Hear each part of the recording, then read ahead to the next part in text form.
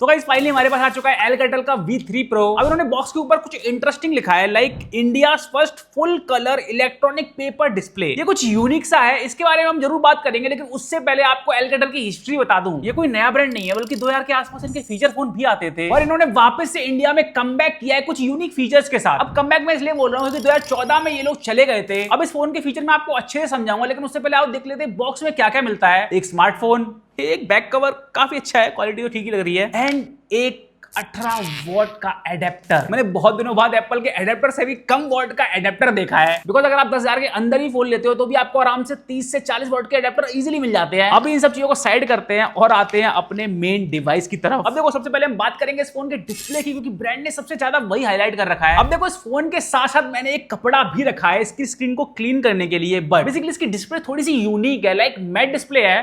तो अगर आप इसमें थोड़े से स्क्रैच वगैरह भी खुद जानबूझ के भी लगाओगे ना, तो वो इजीली इस कपड़े से रिमूव हो जाते हैं। और मैं आपको बता दूं, ये कोई स्क्रीन गार्ड नहीं है, ये ओरिजिनल स्क्रीन ही है। अब नो डाउट ये मैट डिस्प्ले काफी प्रीमियम लुक भी देता है, क्योंकि अगर आप इसमें कुछ रिफ्लेक्ट भी करना चाहो तो उसमें कुछ भी कोई भी लाइट वगैरह रिफ्लेक्ट नहीं होती है। और इन्होंने जो 4-in-1 डिस्प्ले दे रखी है उसको आप इसके साइड बटन से इनेबल कर सकते हो। अब एक तो नॉर्मल मोड हो गया जो कि हम नॉर्मली यूज कर रहे हैं, उसके अलावा जैसे आप इस बटन को प्रेस करोगे, यहां आपके सामने ये 3 मोड और आ जाएंगे। फर्स्ट मोड है पेपर इंक मोड। बेसिकली इसे आप एंटर करोगे जैसे ही, तो इस तरह का कुछ एनिमेशन आता है जो कि काफी देखने में कूल तो लगता है और एक प्यारा सा साउंड भी आता है। अब इस मोड में आते ही आपको कुछ गिने चुने ही आइकन्स देखने को मिलेंगे, बिकॉज उसके अलावा जो भी है इस फोन में सब कुछ हट चुका है बेसिकली इस मोड के लिए। बाकी अगर आप इस मोड से बाहर जाओगे तो आपको सब कुछ नॉर्मल देखने को मिल जाएगा, और इस मोड में आप लिमिटेड चीजें ही यूज कर पाओगे, लाइक कॉल कर सकते हो और 3-4 चीजें और आप स्क्रीन पे ऐड कर सकते हो। उनके सिवा आप कोई भी एप्स या फिर फीचर यूज नहीं कर पाओगे, और ये फीचर आपकी बैटरी लाइफ को इंक्रीज भी कर देता है। एक तरह से सही भी है, लाइक आप अपने बच्चे को देते हो फोन तो उसकी एक तो आंखों पर असर नहीं पड़ने वाला, उस पॉइंट पे हम जरूर आएंगे। ये ब्लैक एंड व्हाइट जो इन्होंने फीचर दिया हुआ है, लाइक NXT पेपर मोड जो है वो किस काम के आता है, लेकिन उससे पहले अगर आप अपने घर पे किसी आपके बच्चा है जिसे आप फोन पकड़ा देते हो तो वो इस मोड से बाहर नहीं जा पाएगा अनटिल अनलेस उसे बटन के बारे में नहीं पता। अब नेक्स्ट जो मोड है वो आता है इंक पेपर मोड।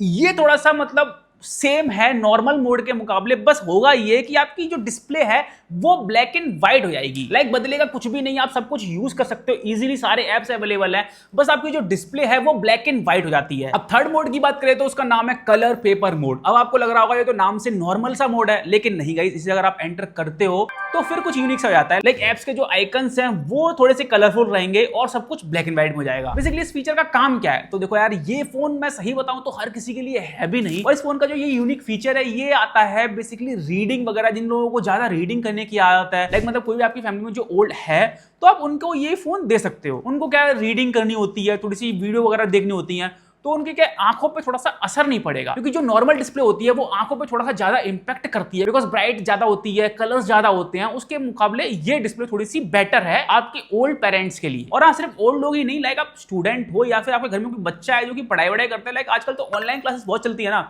तो आप इसे रिकमेंड कर सकते हो, बिकॉज यहाँ पे वीडियोज ज्यादा देखनी होती हैं। तो इस फोन में वही वाली बात है कि ज्यादा आंखों पर असर नहीं पड़ेगा, बेटर रहेगा नॉर्मल डिस्प्ले के मुकाबले। वरना आजकल आपने देखा ही है, मतलब हर दूसरे बच्चे को चश्मा लगा हुआ है, तो उस हिसाब से ये टेक्नोलॉजी लाई गई है। बाकी इसमें 6.78 इंच की HD डिस्प्ले मिल जाती है। अब डिस्प्ले के बारे में तो सब कुछ मैंने बता दिया, लाइक सारे फीचर 3-4 बार बता दिए बड़ा चढ़ाकर, लेकिन जो मेन पार्ट आता है इसका कैमरा और इसका प्रोसेसर, उसके बारे में मैंने अब तक बात नहीं करी है, लेकिन मैं आऊंगा उस पॉइंट पे भी आऊंगा। लेकिन मैं इसलिए सब कुछ बता रहा हूं, लाइक ये फोन गेमर्स के लिए बिल्कुल नहीं है, और अगर आप फोटोग्राफी करते हो, लाइक आपको कहीं भी जाना है, फोटो क्लिक करने में मजा आता है, तो उनके लिए भी ये मैं रिकमेंड नहीं करूंगा। तो इसलिए मैंने वो फीचर थोड़े से लास्ट में बचा के रखे हैं। अब इसके बैक कैमरे की बात करूं तो यहाँ पे आपको डुअल कैमरा सेटअप देखने को मिल जाता है, एक 50 मेगापिक्सल का मेन रियर कैमरा और दूसरा 5 मेगापिक्सल का। फ्रंट कैमरा 8 मेगापिक्सल का है, तो बेसिक आप फोटो वोटो क्लिक कर सकते हो, रिजल्ट आपके सामने है। अब बात करते हैं इस फोन के प्रोसेसर की, तो इसमें आता है MediaTek का Dimensity 6300, जो कि एक बहुत एवरेज प्रोसेसर है, जो आपको 10-11 हजार के फोन में इजीली मिल जाएगा। और अब बात करते हैं प्राइस की, तो जो मेरे पास वेरिएंट है इसकी प्राइस है 17,000 रुपए।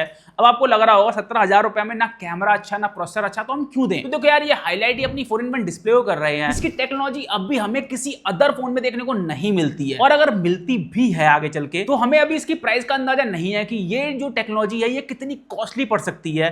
तो मे भी उस हिसाब से इस फोन की जो प्राइस है थोड़ी सी हाई है, क्योंकि इंडिया में पहला ऐसा फोन है जो कि 4-in-1 डिस्प्ले लेके आ रहा है। तो अगर ये लोग प्रोसेसर अच्छा देंगे, कैमरा अच्छा देंगे, तो मे भी फोन का जो है बजट और बढ़ जाता। तो शायद ये एक रीजन रहा होगा कि फोन ने अभी प्रोसेसर और कैमरा पे ध्यान नहीं दिया है, बस एक यूनिक फीचर लेके आए डिस्प्ले का। अगर वो चलता है तो मे बी आने वाले अपग्रेड वर्जन में ये लोग प्रोसेसर और कैमरा पे भी ध्यान दें। तो आपको मैंने ये तो समझा दिया कि ये फोन हर किसी के लिए नहीं है, जिनके लिए अगर है तो जो लोग स्टडी वगैरह करते हैं या फिर जो लोग ओल्ड हैं वो लोग इसे रिकमेंड कर सकते हैं। बट हाँ, अगर आपको तब भी लग रहा है कि इस फोन में फीचर कम है तो आप देखो अपने हिसाब से फोन ले सकते हो। बहुत सारे फोन मार्केट में और भी अवेलेबल हैं, लेकिन ये फोन को चुनिंदा लोगों के लिए बनाया गया है जो कि उनके लिए परफेक्ट है। मतलब इसे आप वेस्ट तो बिल्कुल नहीं बोल सकते because of their display technology, जो कि आने वाले टाइम में आई थिंक हर ब्रांड करेगा। अब अगर आपको ये फोन लेना है तो आपके दिमाग में कुछ और सवाल है तो आप कमेंट सेक्शन में कमेंट कर सकते हो। बाकी वीडियो अच्छी लगी हो तो हमें सब्सक्राइब भी कर लेना। मिलते हैं नेक्स्ट वीडियो में, तब तक के लिए बाय बाय।